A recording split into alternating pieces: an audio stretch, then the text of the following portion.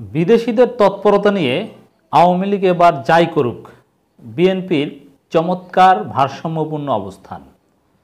দর্শক, একটা সময় ছিল যখন বিদেশিদের তৎপরতা নিয়ে আওয়ামী লীগ যতটা না সিরিয়াস ছিল, বিএনপি বা বিএনপিপন্থী নেতারা কিংবা বিএনপিপন্থী অ্যাক্টিভিস্ট বুদ্ধিজীবীরা ওটা নিয়ে বেশি সিরিয়াস ছিল। বিদেশিরা এই করবে সেই করবে, তাতে সরকারের এই অবস্থা হবে, আমরাও বলতাম বা এখনও বলি।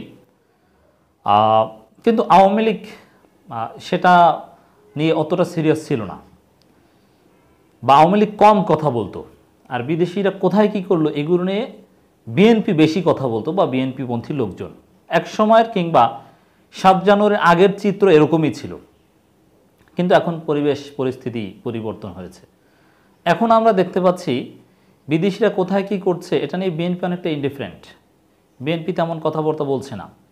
বিএনপি কোথাও কথা বললেও ভারসাম্যপূর্ণ নীতি অনুসরণ করছে, অথবা খুব সতর্ক মন্তব্য করছে এবং বিএনপির আচার-আচরণ কার্যক্রমেও সেই সতর্কতার লক্ষণ স্পষ্ট।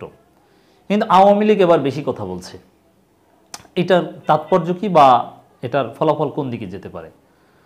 আওয়ামী লীগের মুখে আপনারা ইদানিং প্রায় শুনে থাকবেন, সালমান এফ রহমান, ওবায়দুল কাদের, হাসান মাহমুদ প্রায় বলে থাকেন যে দেশি বিদেশি ষড়যন্ত্র চলছে।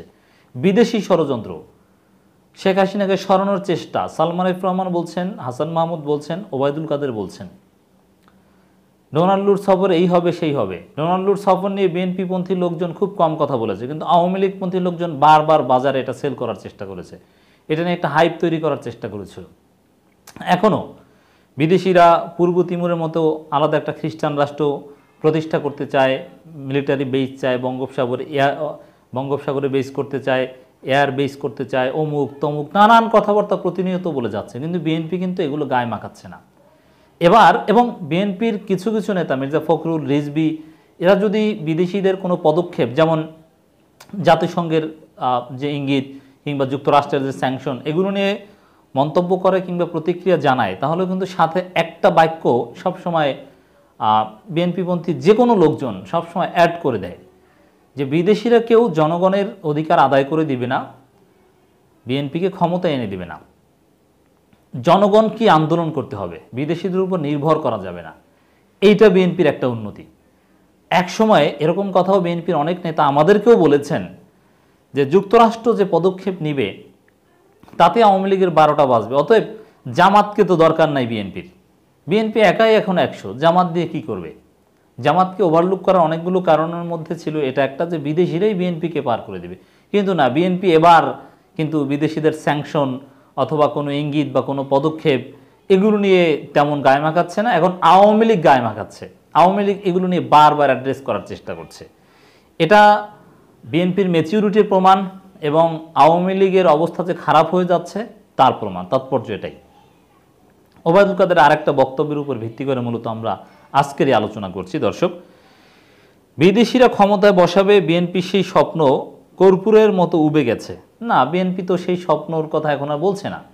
একসময় যদিও বিদেশিরা এই করবে সেই করবে, সেটা বিএনপির মধ্যে একটা বিশ্বাস যাই থাকুক, কিন্তু সেটা প্রকাশ্যে আওয়ামীপন্থী মিডিয়াগুলো আরও বেশি প্রচার করতে, তারা একটা হাইপ তৈরি করে দিয়েছিল যে আমেরিকা মার্কিন ঝড় আসবে, এই হবে সেই হবে ইত্যাদি ইত্যাদি। দিন শেষে কিছু আসেনি, সেটাকে আওয়ামী লীগ নিজেদের বিজয় হিসেবে সেলিব্রেট করছে।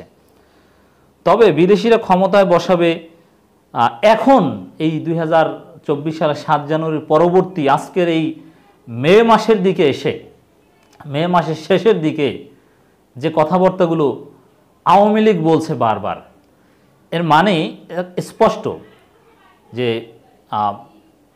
আওয়ামী লীগ চায় যে বিদেশিদের তৎপরতা নিয়ে বিএনপি অতিমাত্রায় সিরিয়াস হোক, বিএনপি অ্যাটেনশন দেখ। কিন্তু না, বিএনপি এখন অ্যাটেনশন দিচ্ছে জনগণের আন্দোলন নিয়ে, নিজেদের শক্তি বৃদ্ধি নিয়ে। আন্দোলনের আগে শক্তি বৃদ্ধি বা এইগুলোর উপরেই অ্যাটেনশন দিচ্ছে, আমরা লক্ষ্য করছি। আওয়ামী লীগের সাধারণ সম্পাদক ওবায়দুল কাদের বলেছেন, বিএনপি ক্ষমতা না পেয়ে দিশেহারা পথিকের মতো বেসামাল বক্তব্য দিচ্ছে।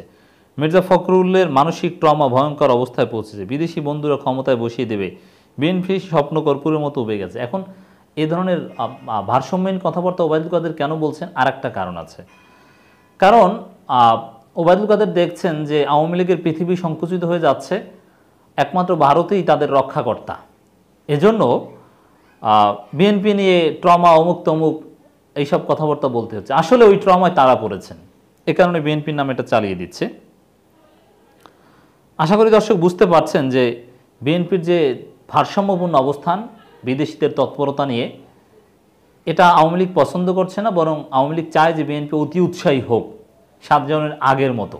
এজন্যই নানান উস্কানিমূলক কথাবার্তা বলছে, মানসিক ট্রমায় ভুগছেন, অমুক তমুক নানান কথাবার্তা ওই বিদেশিদেরকে কেন্দ্র করে বারবার বক্তব্য দিচ্ছে।